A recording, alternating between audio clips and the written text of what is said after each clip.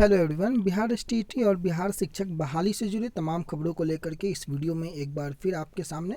और वीडियो शुरू करने से पहले आपसे एक रिक्वेस्ट होगा कि चैनल पर जो लोग नए होंगे वो चैनल को सब्सक्राइब कर लेंगे, क्योंकि अभी बिहार एसटीईटी को लेकर के मामला जिस तरीके से न्यायालय में गया है और वहाँ जाने के बाद लगभग 2-3 केस ऑलरेडी हो चुके हैं, और एक और नया मुद्दा जो ज्वलंत मुद्दा उठ रहा है वो महिलाओं के आरक्षण का मुद्दा उठ रहा है। तकरीबन कई लोगों ने मुझसे भी कांटेक्ट किया और 5% का जो आरक्षण का मुद्दा था वो मुद्दा भी जो है महिलाएं अब काफ़ी ज़ोर शोर से उठा रही हैं, क्योंकि एक ही नोटिफिकेशन में अगर आप देखेंगे तो शारीरिक शिक्षा वाले जो कैंडिडेट हैं उनके लिए 45% महिलाओं के लिए वो निर्धारित न्यूनतम उत्तीर्णांक रखा गया था, लेकिन यहाँ पर एसटीईटी 2019 के अन्य विषयों के लिए महिलाओं को 50% पे जो है वो उत्तीर्ण किया गया है। तो इसको लेकर के कई महिलाएं जो हैं वो बाहर हो गई हैं, जो कि कई लोगों ने कई दिन से ये प्रयास किया कि इस मुद्दे को मैं भी जो है इस वीडियो के माध्यम से रखूं। तो एक यह भी ज्वलंत मुद्दा जो है वो आने वाले समय में हो सकता है कि आपको आगे की गतिविधियों में इसका भी प्रभाव पड़ता हुआ दिखे। फिलहाल के लिए मैं आपको ये जो दिखा रहा हूँ स्क्रीन पर, ये कल के जो एक्नॉलेजमेंट था पटना हाई कोर्ट का, जो कि ई फाइलिंग हुआ था 7 तारीख को। पिटिशनर का नाम आप देखें यहाँ पर Alok Kumar, respondent the state of Bihar, date of filing 8 जुलाई। इसका टोकन नंबर अब मिल गया है, टोकन नंबर आप देख सकते हैं और इसको आप पटना हाई कोर्ट की वेबसाइट पर भी जाकर के आप चेक कर सकते हैं। 10-454 ये टोकन नंबर जो है आपको यहाँ पर इस केस के लिए उपलब्ध करा दिया गया है। 10-454/2021। स्टेटस इसका अभी भी वेटिंग फॉर स्टाम्प रिपोर्टिंग दिखा रहा है, डिस्ट्रिक्ट सारण। तो केस नंबर अभी मिला नहीं है, लेकिन टोकन नंबर मिल चुका है। तो एक और केस जो था दिलीप कुमार झा वाला, उसके बारे में डिटेल जो है वो हम लोग अगली वीडियो में देखेंगे, लेकिन इस वीडियो में ये जो केस आलोक कुमार का किया गया था उसका टोकन नंबर आ गया और उम्मीद है कि इसका अब केस नंबर भी जो है वो जल्द उपलब्ध हो जाएगा। तो मामला अब न्यायालय के शरण में है और मैंने अभी कम्युनिटी बॉक्स पे चैनल के कम्युनिटी सेक्शन में जाकर के आप देखेंगे तो एक पोल क्रिएट किया है मैंने केस को लेकर के। तो अगर आपने अभी तक उसमें अपनी हिस्सेदारी नहीं जो है सुनिश्चित की है तो जाकर के उसमें अपनी राय रखेंगे कि आप क्या चाहते हैं। उसके बाद मैं उस मैटर पे फिर आगे कुछ बात करूँगा। तो ये तो हो गई केस से रिलेटेड, बिहार एसटीईटी 2019 से रिलेटेड बातें।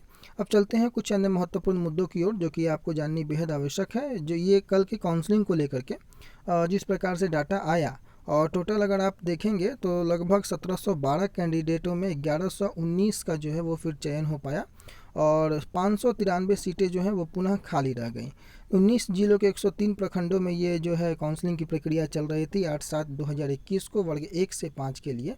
और तमाम जिलों में आप देख सकते हैं यहाँ पर कई जिलों में सीटें नहीं थीं, जैसे कि सारण हो गया, सुपौल हो गया, समस्तीपुर हो गया, यहाँ पर सीटें नहीं थी। मुंगेर, मुजफ्फरपुर, नालंदा में यहाँ पर काउंसलिंग नहीं थी। बाकी जगहों पर जहाँ थी वहाँ पर जो है कई सीटें भी अभी भी खाली रह गई हैं, जिसकी खबरें लगातार आ रही थीं।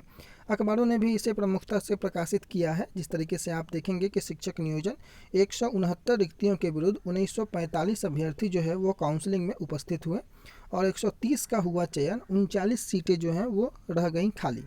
अब क्या हुआ मामला, छठे चरण में जो शिक्षक नियोजन का जो चौथा दिन था गुरुवार का, उसमें राजकीय बालक उच्च माध्यमिक +2 विद्यालय जो शास्त्री नगर में काफ़ी हंगामा हुआ और शिक्षक अभ्यर्थियों ने नियोजन में धांधली के आरोप लगा करके विभिन्न नियोजन इकाई पर इसका आरोप लगाया। शास्त्री नगर में कई ऐसे लोग थे जो कि काफ़ी अधिक संख्या में भीड़ होने के कारण उनको काफ़ी परेशानियों का सामना करना पड़ा। और एक आप नियोजन पर अगर आप एक नज़र देखेंगे तो यहाँ पर शामिल अभ्यर्थियों की संख्या अगर आप देखेंगे तो 21, देखिए कई लोग जो है कैंडिडेटों की संख्या देख करके घबराते हैं। 21 रिक्तियाँ थी जिसमें अभ्यर्थी 4009 थे और शामिल हुए मात्र 324 और चयनित हो गए 20 अभ्यर्थी। ठीक है, एक सीट हालांकि यहाँ पर खाली रह गई, लेकिन आप देखें अभ्यर्थी 4709 थे लेकिन शामिल मात्र 324 हुए। इसीलिए मैं लगातार इस बात को बोलता हूँ कि कैंडिडेटों की संख्या देख करके आप ना घबराएं। हालांकि 324 भी 21 सीटों के लिए काफ़ी अधिक थी, लेकिन फिर भी 4709 से 324 उनका 10% भी नहीं है। अब आप नीचे देखेंगे अगर 98 सीटों के लिए 98 रिक्तियाँ थी, उसके लिए 5671 अभ्यर्थी थे, लेकिन शामिल हुए मात्र 754 अभ्यर्थी और 68 का जो है सिलेक्शन हुआ। 30 पोस्ट जो है वो खाली रह गया। अब नीचे देखिए दुल्हिन बाजार में 50 रिक्तियों के लिए 6024 अभ्यर्थियों का सिलेक्शन हुआ और 867 अभ्यर्थी जो है वो शामिल हुए और 42 रिक्तियाँ जो है वो 42 कैंडिडेट जो हैं वो चयनित हुए। तो इस प्रकार से कुल 169 रिक्ति 169 थी और अभ्यर्थियों की संख्या 16,404 अभ्यर्थी जो है इसमें शामिल हुए। अब आगे की बातें अगर हम करेंगे तो जिस प्रकार से वर्ग 1 से 5 में 1119 अभ्यर्थियों की नौकरी अब पक्की हो गई, और ये पक्का वाला जो वर्ड आता है तो डायरेक्ट एसटीटी 2019 का जो सुगबुगाहट है वो ध्यान में आने लगता होगा कई लोगों को। 12 मार्च वाली बातें जिसमें शिक्षा मंत्री ने कहा था कि सबकी नौकरी पक्की, तो यहाँ पर वर्ग 1 से 5 की बातें की जा रही हैं कि गुरुवार को 103 प्रखंडों में नियोजन इकाइयों में लगभग 1712 पदों के लिए जो है ये काउंसलिंग प्रक्रिया चल रही थी, लेकिन 1119 लोगों ही जो है इसमें सेलेक्ट हो पाए। लगभग 600 के आसपास की सीटें पुनः जो है वो खाली, लगभग 600 के आसपास पुनः खाली रह गई। 593 एग्जैक्ट फिगर है। और अधिक रिक्त आधिकारिक जानकारी के मुताबिक जो है गुरुवार को प्रदेश में सर्वाधिक रिक्तियां गया में 187 में 134, कैमूर में 153 में 123, पटना में 169 में 130, रोहतास में 280 में 207, और नवादा में 116 में 78, शेखपुरा में 52 में 47, वैशाली में 75 में 45, पूर्वी चंपारण में 34 में 29, बेगूसराय में 95 में 78, और भागलपुर में 29 में 26 पद जो हैं वो भरे गए।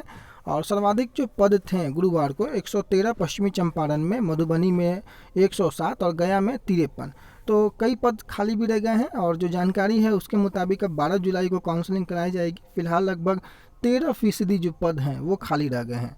और जो लोग पहले काउंसलिंग में इसमें पद खाली रह जा रहे हैं तो उनके लिए भी जो डॉक्टर रंजीत कुमार सिंह जो कि प्राथमिक शिक्षा निदेशक हैं, उनके तरफ से भी लगातार ये बातें कही जा रही हैं कि काउंसलिंग के लिए दोबारा मौका मिलेगा, तो कैंडिडेट जो है वो ना घबराएं। 12 को जो है वर्ग 1 से 5 की काउंसलिंग होगी, और छठे चरण की नियोजन की काउंसलिंग जो है 12 जुलाई को 1 से 5 के लिए जो होनी है।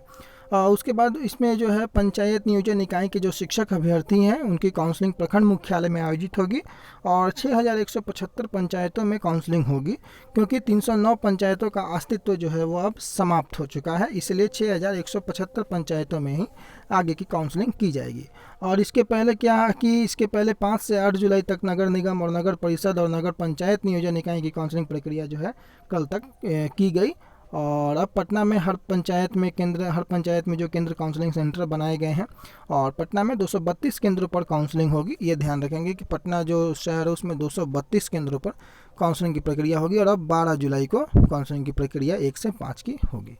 तो मुख्य रूप से ये खबरें थी आज की अखबारों ने जो प्रकाशित किया था। आने वाले समय में जो कुछ भी खबरें अगर आती हैं बिहार एसटीटी से रिलेटेड हो या बिहार में शिक्षक बहाली से रिलेटेड हो, तो जो प्रमुख खबरें होंगी सबसे पहले प्रकाशित करने का और सबसे पहले बताने का प्रयास करेंगे। तो चैनल पर नए हो तो सब्सक्राइब जरूर कर लें, और टेलीग्राम के साथ अगर आप नहीं जुड़े हैं तो टेलीग्राम के साथ भी लेट्स ग्रो विद रणधीर अगर आप सर्च करेंगे तो टेलीग्राम चैनल आ जाएगा, और उसमें आप जा करके जुड़ जाए और डिस्कशन ग्रुप में ज़रूर शामिल हो, क्योंकि कई महत्वपूर्ण जानकारियाँ जो हैं उसमें आपको दे दी जाती है।